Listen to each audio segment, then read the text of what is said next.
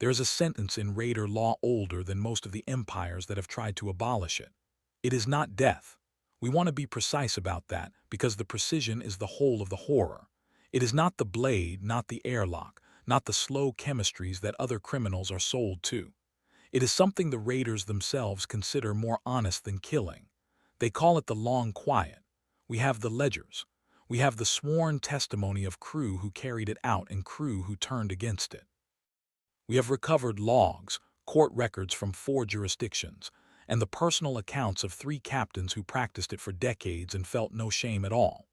This is the most thoroughly documented punishment in the history of the Raider clans, and we, who keep the records, can tell you exactly how it worked and exactly how many it took. Every soul ever marooned on the moon called Vanek's Tooth died within a single season. Every one. The records are complete and they are merciless. Except for one. Except for the one who should have died first. Her name was Renata Voss.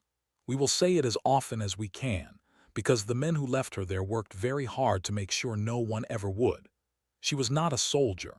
She was not a captain or a hero or anything that the stories usually choose.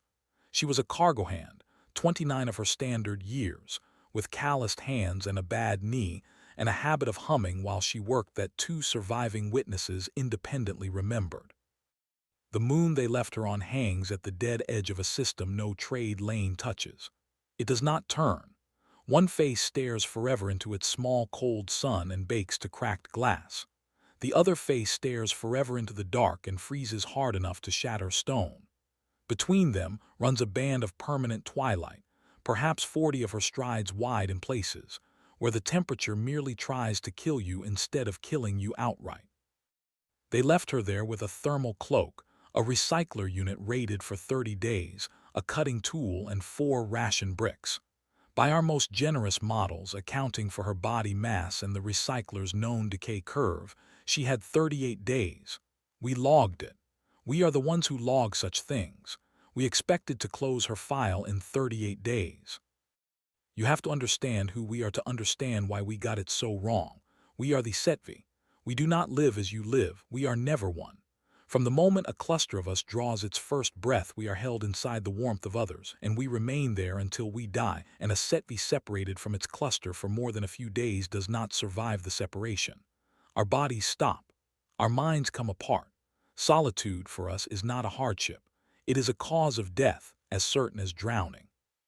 So when the Raider clans, who knew this about us and about many species, refined their cruelest punishment, they were not being lazy when they chose abandonment over execution. They had studied us. They had studied dozens of peoples, and they had concluded, across centuries of grim experiment, that almost every thinking creature in the galaxy would rather be killed quickly than be left completely, finally, permanently alone. They were right often enough to build a tradition on it. Thousands were marooned over the generations the practice ran. The ledgers we keep show name after name after name, and beside almost every name, a date of death that came on schedule. Renata Voss entered that ledger because a cargo raid went wrong, because she was on the wrong hauler when the captain called Dover Kale came aboard, and because Dover Kale did not like to waste ammunition on people who could be taught a lesson instead. We have spoken to people who knew Dover Kale, and the thing they all say first is that he was not cruel in the way you are imagining. He did not enjoy it. That was, to those who served under him, the unsettling part. He was a man of procedure. He believed, sincerely and with something close to principle, that marooning was the more honest punishment, because it returned a person to the truth of their own smallness and let the universe, rather than his hand, decide the rest. He kept the formalities. There were always formalities. The condemned was read the charge. The condemned was allotted the standard supplies, no more and no less, because to give more was sentimental and to give less was murder, and Dover Kale was not a murderer in his own accounting. The condemned was permitted final words, which were recorded, because the records mattered to him in a way that the lives did not. We have Renata Voss's final words on the moon. When he asked if she had anything to say, she looked at the cold band and the hot band and the thin gray line between them, and she said only, "I'll take the long way."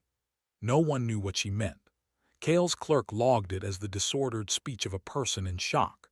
Then the shuttle lifted, and the dust settled, and she watched the last light of their engines until there was nothing in the sky but the small, cold sun that never moved, and then she was alone in the way that, to us, means dead. We began to watch her because that is our function. We did not intervene. We are forbidden to intervene in the internal justice of sovereign clans, and besides, there was nothing to intervene in. There was only a file to close. We placed a quiet observation relay in a high, slow orbit, and we began to log, and within hours our records committee issued the first of what would become the most quietly humiliating sequence of documents in our institutional history. It was titled, in the dry language we use for such things, Projected Expiration. Subject VOS, the projection was 38 days. We noted her initial behavior with clinical satisfaction because it matched the curve. She did not weep, which we marked as denial. She walked the twilight band end to end, which we marked as the futile searching that always precedes despair. She gathered the loose black stones that the moon's old fractures had spilled across the gray, and she began to stack them, and we marked this as the disordered, repetitive activity that the abandoned often perform before they stop. We had seen it many times, the stacking of meaningless things, the building of nothing. We logged it and we waited for the curve to do what the curve always did. We did not yet understand that she was not stacking stones. She was laying a foundation. The roster of those who went before her is not a thing we keep for pleasure, but we will read part of it now, because you should know what the curve was built from. There was a navigator named Tavs Allred, left on the same moon 11 years before Renata, who lasted 26 days. The relay logged him packing the same 100 strides over and over until the packing stopped. There was a smuggler whose name the raiders struck from their own record, Marooned with a broken arm, who lasted 9 days and spent the last 3 screaming at the cold sun in a language the relay could not parse. There was a young deserter, barely more than a child, who lasted 31 days, and who in his final hours sat very still facing the dark side and seemed, the analysts noted, almost peaceful, which we found to be the worst of all of them. There was a captain's own brother, marooned for a betrayal the clan never explained, who built a small cairn over the body of a previous occupant he found, and then lay down beside it and lasted 19 days. They despaired, or they raged, or they went quiet, and in the end the moon took every one of them on or near the schedule our models predicted, and the consistency of it was so perfect that for generations we treated those models as something close to law. Leave a thinking creature alone on Vanek's tooth, and it will be dead before the season turns. We had the numbers. The numbers had never been wrong. This is the danger of numbers that have never been wrong. You stop asking what they are actually measuring. What they were measuring, it turned out, was despair. And despair, we would learn from Renata Voss, is not a property of solitude. It is a choice that solitude invites and that a human being is, apparently, capable of declining. The first revision to our projection came on day 40. We are not in the habit of issuing documents that begin with the word however, and yet the committees note that day began precisely so. However, subject Voss remains active. The recycler should have failed. By every specification we held, the unit rated for 30 days could not still be producing potable water on day 40, and yet the thermal signature of her small camp showed her drinking, working, alive. We revised the projection to 55 days, and we sent a technical team to re-examine the recycler's decay curve, and they came back and told us, with the particular discomfort of experts who have been wrong, that the curve was correct and that something else was happening. She had done something to the unit.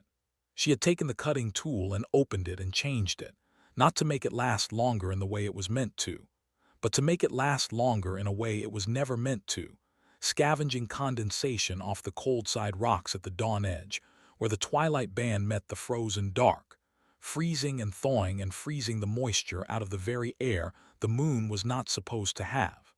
We had a word for this in our records. We did not, before that day, have a word for a person doing it alone, by hand, with a tool meant for cutting cargo straps, while we watched and called it the disordered activity that precedes the end. And here is where everything we thought we were watching turned over and showed us its other face. For 38 days, and then 55, and then 90, we had logged Renata Voss as a person trying to survive. A victim enduring a sentence, scratching out one more day and one more after that, the way the abandoned always do until they cannot. That is the story we were telling in the file, because it was the only story our kind knew how to tell about a person left alone. It was wrong. She was not trying to survive the sentence. She was using it. The stones she had stacked on the first day were not the futile building of nothing. They were a base, and on the base she raised a structure, low and broad and braced against the moon's faint shutters, and into the structure she fitted the cold side and hot side rocks in a pattern our analysts spent 2 full cycles failing to understand until one of them, a young member of the survey cluster, said quietly that it was not a pattern for keeping warm or keeping cool. It was a pattern for being seen. And the transmissions. We must speak of the transmissions because they are the heart of our error. From roughly day 60, the relay began detecting a faint, repeating signal from her camp, irregular at first and then very regular, and we logged it, of course we logged it, as a distress beacon.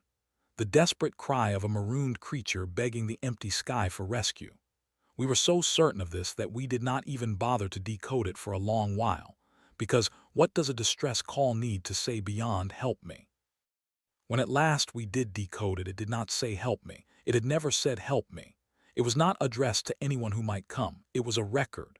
She was transmitting, slowly, patiently, one fragment at a time on a loop that would outlast her by years, the names. The name of every previous occupant whose remains or markers she had found on that moon. Tav's Allred, the young deserter, the captain's brother, the smuggler the raiders had erased.